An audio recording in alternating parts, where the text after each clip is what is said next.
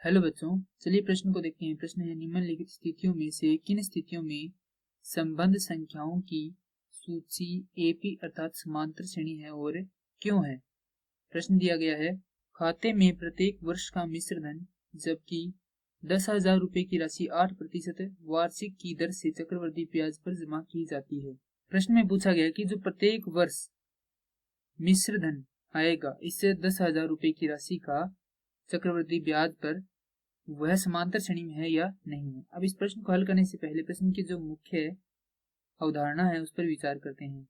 मुख्य अवधारणा, तो प्रश्न के लिए मुख्य अवधारणा हो जाएगी समांतर श्रेणी, अर्थात हम यहाँ पर समांतर श्रेणी की परिभाषा को लिखेंगे।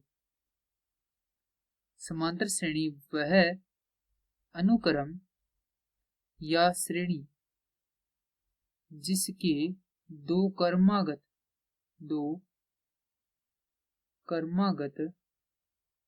पदों का अंतर समान रहे।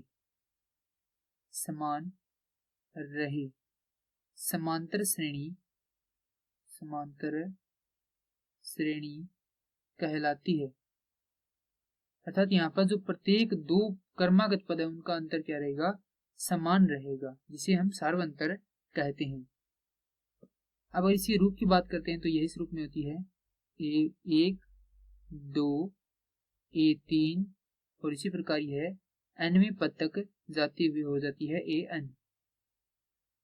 इसका जो प्रथम पद है वह होता है A, द्वितीय पद होता है प्रथम पद में सार्वंतर को जोड़ने पर प्राप्त होता है, तृतीय पद में सार्वंतर को 2 बार जोड़ा जाता है प्रथम पद में, और इसी प्रकार nवें पद के लिए प्रथम पद में सार्वंतर को n घटाव 1 बार जोड़ा जाता है। अर्थात जो nवां पद है उसके लिए सूत्र हो जाता है A जोड़ n घटाव 1 गुणा में D, जहां पर n का मान प्राकृत संख्याएं हो सकती है, माफ कीजिए होती है।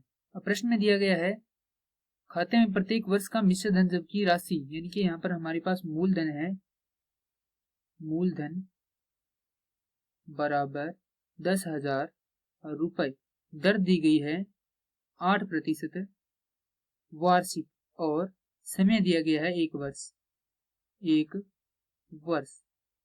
तो यहाँ पर इसका ब्याज निकालेंगे तो वह हो जाएगा 1 वर्ष का ब्याज हो जाएगा समय गुणा दर गुणा मूलधन भाग 100, यह ब्याज का सूत्र होता है। अब इसमें हमें जो मान दिए गए वह रख देते हैं।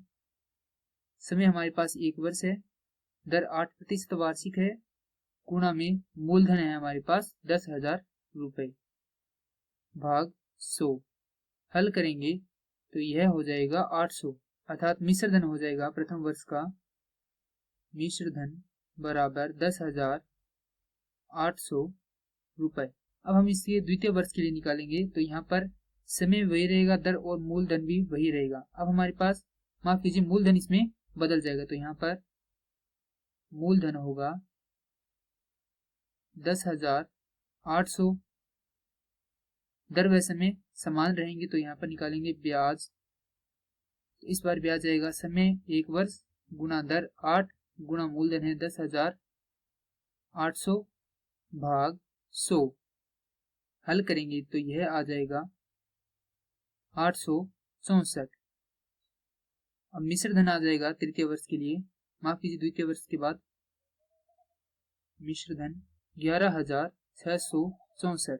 तो अब हमारे पास यहाँ पर इस श्रेणी के 3 पद प्राप्त होते हैं। पहला पद है 10,000, दूसरा पद है 10,800, तीसरा पद है 11,664 और इसी प्रकार यह चलती जाती है। हमें यहाँ पर यह ज्ञात करना है कि यह समांतर श्रेणी है या नहीं है। तो समांतर श्रेणी होने के लिए यह आवश्यक है कि उसके जो प्रत्येक दो क्रमागत पदों का अंतर है वह क्या रहे, समान रहे। तो यहाँ पर हम क्या करते हैं, इसका सारा अंतर D निकालते हैं। D के लिए सूत्र होता है an घटाव 1वां पद, अर्थात n का मान हम यहाँ पर 1, 2, 3, 4 ले सकते हैं। माफ कीजिए, n बराबर 1 यहाँ पर नहीं होगा, तो D बराबर होगा, हम यहाँ पर द्वितीय पद लेते हैं तो द्वितीय में से प्रथम पद को घटाएंगे, तो यहाँ से द्वितीय पद है 10,800 घटाव 10,000, यह आ जाएगा हमारे पास 800। अब हमें इसकी जांच करनी है कि यह सार्वंतर बराबर है या नहीं है। तो यहाँ से देखिए, तृतीय पद घटाव द्वितीय पद, हल करेंगे। तृतीय पद है 11,664, द्वितीय पद है 10,800।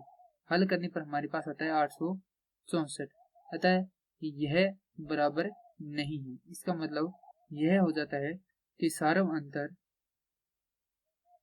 अंतर समान नहीं है, अतः यह समांतर श्रेणी नहीं है। अतः हमारे प्रश्न के लिए सही उत्तर हो जाएगी खाते में प्रत्येक वर्ष का मिश्र धन समांतर श्रेणी नहीं है। मैं आशा करता हूं कि यह प्रश्न आपको समझ में आया होगा। धन्यवाद।